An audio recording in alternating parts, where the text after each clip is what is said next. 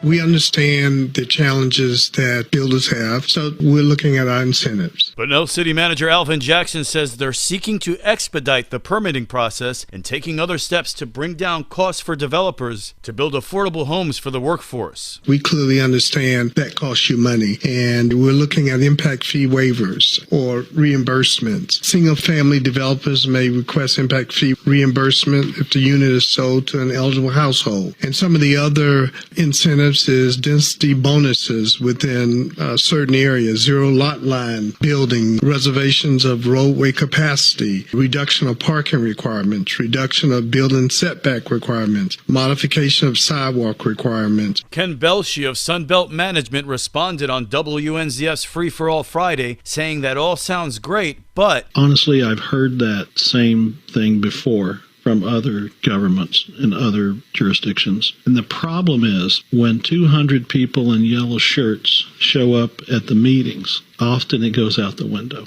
because they're afraid. And that's what I think the issue is that there's a very small fringe group of people that tend to come out against sometimes everything, but often just projects. And they make it so difficult for the elected officials to vote for it. That's when everything becomes incredibly complicated and incredibly expensive. Jackson says he doesn't want the Bunnell City Commission to have to deal with this on a case-by-case basis, and instead wants to see a strong ordinance and policy in place. So it's very clear, and everyone playing by the same rules, and basically it's not driven by public opinion.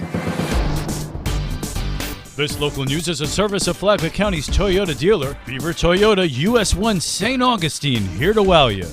Unemployment is rising in Flagler County. Although 99 more locals found jobs last month, Flagler County's unemployment rate did increase in June of 2022. Greg Blase is president and CEO of the Palm Coast Flagler Regional Chamber of Commerce. So we have a 3.4% unemployment rate, which is overall considered to be positive for an economy. However, it's a 0.7% increase month over month. What we saw was 99 Flagler County residents find work last month. However, nearly 4 times that amount showed up in the unemployment line. However, Blase adds the Flagler County labor force continues to grow and is now over 50,000 residents, checking in with 50,178 as of June. The big thing I think that local business owners are looking at is really being concerned about the economic headwinds and all the news that's out there. We had earlier this month a report that the Consumer Price Index increased 9.1% year over year, and inflation is a huge issue. And there's predictions from major economists in Wall Street that are basically saying food prices will continue to rise, and they're still expecting a recession either later this year or early next year. So Flagler County business leaders are encouraged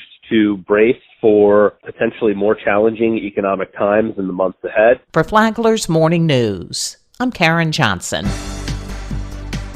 Candidates for the District 2 seat on the Flagler County Commission make their pitch at a recent candidates forum co-hosted by WNZF and the Palm Coast Observer ahead of the primary election. Denise Calderwood is running to unseat Greg Hansen, and while she has political experience, she doesn't call herself a politician. Several people tell me I'm a political gadfly. I'm just a person who cares about what's happening in Flagler County as a lifelong resident. I'm a person who wants to give back and who's a servant leader, and I'm here for you. And I have the youth, the experience, and the energy.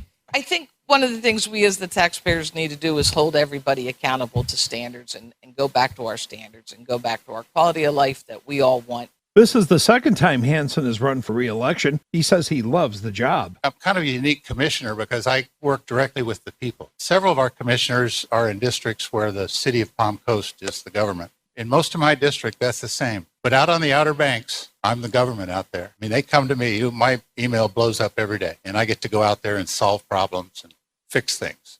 And I really enjoy that.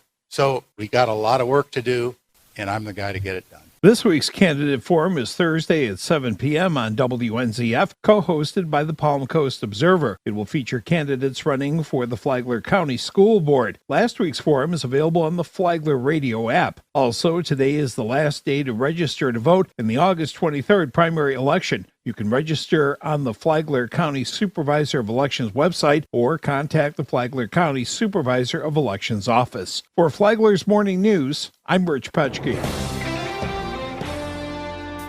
Of all the places in the world you might think computer hackers would infiltrate, would you think Flagler County? Matt Rivera is Flagler County's IT director, and he says yes. Statistically speaking, when hackers or malicious actors look for entities to penetrate their systems, smaller municipalities are generally higher targeted because, as a general rule, historically speaking, they're not as up-to-date as, say, federal government national security systems. Rivera was a recent guest on the Flagler Voice and said that small places can be big targets for hackers.